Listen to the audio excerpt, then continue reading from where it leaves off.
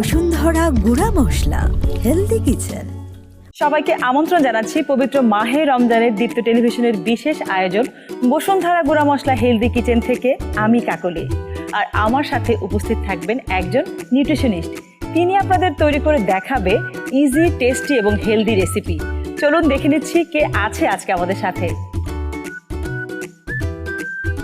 আজকে আমাদের সাথে আছেন নিউট্রিশনিস্ট ফারিয়া ইসলাম। ফারিয়া আপু, কেমন আছো তুমি? আমি ভালো আছি আপু, আপনি কেমন আছেন? আমি ভীষণ ভালো আছি। তো আজকে আমরা কি রেসিপি করতে যাচ্ছি? আজকে আমি যে রেসিপিটা নিয়ে এসেছি সেটা হচ্ছে তাওয়া চিকেন।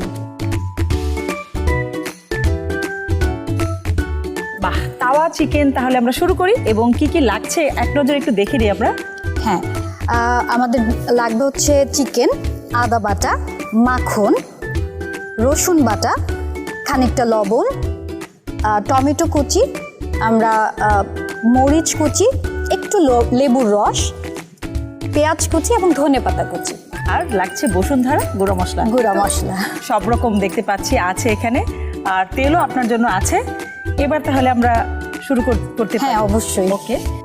যেহেতু আমরা তাওয়া চিকেন করব, আসলে আমাদের একটা তাওয়ার দরকার বা প্যান দরকার। আমরা প্যানটা নিয়ে নিয়েছি। আমি একটু তেল দিয়ে দিই। কতটুকু দিচ্ছি আমরা? 2 টেবিল চামচের মতো। ওকে। একেবারে অল্প তেল আমি ইউজ করতে চাচ্ছি, যেহেতু আমরা হেলদি একটা অবশ্যই খাবার বানাতে চাচ্ছি। তেলটা একটু গরম হয়ে গেলে আমরা এর মাঝে আমি হাফ কাপের মতো পেঁয়াজ কুচি দিই।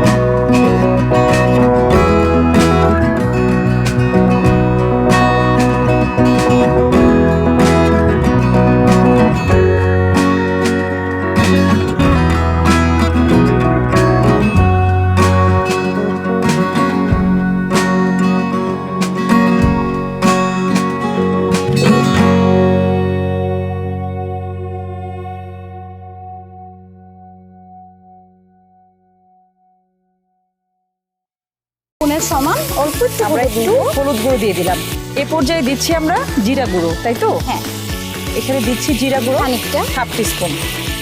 আমরা একটু ধনে গুঁড়োটাও ইউজ করছি এখানে। আপু এই মুহূর্তে হচ্ছে আমি একটু লেবুর রস, ওকে। সো লেবুর রস দিচ্ছি আমরা 2 চা চামচের মতো। ওকে। দর্শক, আমরা এখানে টমেটো কুচি দিয়ে দিচ্ছি 1 কাপ পরিমাণ। হ্যাঁ, 1 কাপ পরিমাণ। এবং আমি এখানে একটা কথা বলতে চাই দর্শকদের উদ্দেশ্যে, যে অনেকেই মনে করেন যে সবজি মনে হয় কাঁচা খেলে বা টমেটো কাঁচা খেলে অনেক বেশি পুষ্টিগুণ সম্পন্ন। ইন্টারেস্টিং একটা কথা হচ্ছে যে টমেটো কিন্তু কাঁচার চেয়ে রান্না খেলে এর পুষ্টিগুণ অনেক বেড়ে যায়। আচ্ছা, টমেটোর মধ্যে আসলে অ্যান্টিঅক্সিডেন্ট আছে যেটা ক্যান্সার বিরোধী, লাইকোপেন বলি আমরা। তো এই জিনিসটা আপনি যখন এই রান্না করা হয় এটা বেশি সিক্রেশন বেশি হয়। বের হয়। আর এই Okay? পর্যায়ে আমি 5টা মিনিটের জন্য ঢেকে এর রেখে ফাঁকে দিচ্ছি। তাহলে কাঁচামরিচ কাটা হয়ে যাবে, তাই তো? হ্যাঁ, চিকেন কিন্তু আমিষের খুব ভালো একটা সোর্স, আর স্পেশালি বাড়ন্ত বাচ্চা যারা আছে তাদের জন্য কিন্তু আর এই চিকেন বা প্রোটিনটা, আমিষ যেটাকে বলছি, সেটা কিন্তু খুবই ইম্পর্টেন্ট। কারণ হচ্ছে তাদের এই বাড়ন্ত শরীরে এই আমিষের খুব বেশি দরকার হয়। এছাড়াও বড় যারা আছে আমাদের প্রতিদিনই কিন্তু আমিষের একটা পদ আমাদের খাবারের রাখতেই হবে। প্রতি বেলায় রাখতে হয়। তো সেই হিসাবে তাওয়া চিকেন যেটা, এটা কিন্তু আমরা রাতেও খেতে পারি, সেহরিতেও খেতে পারি, ইভেন কেউ যদি ইফতারে মনে করে যে রুটি দিয়ে খাবে, সেক্ষেত্রেও খাওয়া পছন্দ। এই পর্যায়ে আমি আমার কাঁচামরিচ কুচিটা এবং অল্প একটু ধনেপাতা দিয়ে ধনেপাতা। দিচ্ছি। এটা কিন্তু আমরা শেষের দিকে দেই, কারণ হচ্ছে ধনেপাতা বা কাঁচামরিচ যদি ফ্লেভারটা অটুট থাকে। অনেকক্ষণ যদি আমরা রান্না করি, তাহলে এটার কালারটা যেমন নষ্ট হয়ে যায়, এটার ফ্লেভারটাও নষ্ট হয়ে যায়। পুরো রেসিপিটাই না একটু মাঝারি আঁচে রেখে করলে এটা ভালো হয়, তাহলে হচ্ছে পুড়ে যাওয়ার সম্ভাবনাটা থাকে না। এই পর্যায়ে আমি একটুখানি আবার ঢেকে দিচ্ছি 5 মিনিট। আপু আমাদের হয়ে গেছে। প্রায় আমি হয়ে গেছে। অলরেডি কিন্তু খুব দারুণ একটা ফ্লেভার পাচ্ছি এবং কালার কম্বিনেশন, যেহেতু আজকে আমরা সবকিছু এখানে বসুন্ধরা গুঁড়া মশলা ইউজ করেছি, দেখেছেন আপনি যে কালারটা কতটাই একটা অ্যাট্রাকটিভ একটা কালার।